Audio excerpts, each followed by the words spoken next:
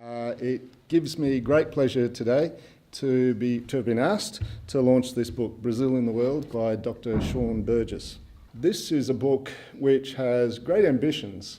It looks at a long period, a 25-year period of Brazilian foreign policy, and it does so, I think, with great skill and great nuance. And it does so, as he mentions in the book, in a holistic way. First of all, there's what we would expect, which is foreign policy analysis. But also, this is woven together with the complex, indeed intricate structures of domestic political structures and processes in Brazil itself, and with cultural norms as well of Brazil, which have an influence, which play a part in the formation and the carrying out of Brazilian foreign policy.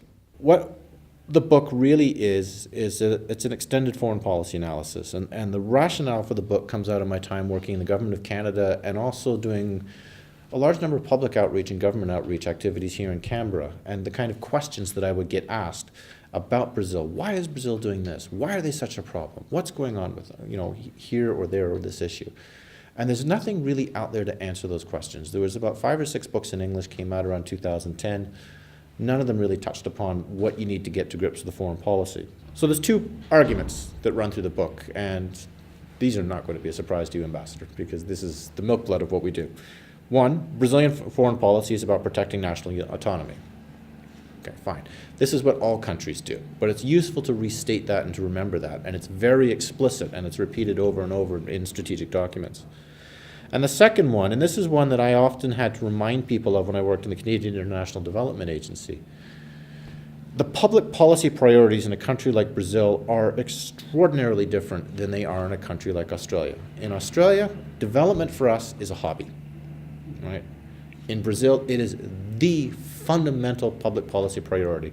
Even if you dissect the kind of policies Temer is putting forward and you chastise him for being far out on the right, look at what he's doing. He's trying to find a way for national development to raise up the lower income classes, the bottom quintiles, to create a sense of national development, which is what you need for growth, which is what you need for security and stability.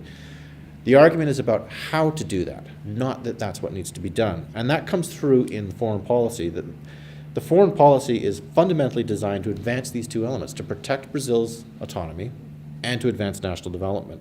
And if you keep these 2 things in mind, very often the kind of positions that Brazil takes in international forum or the activities that it undertakes start to make a little bit more sense, and you can start to trace out the path that they're following.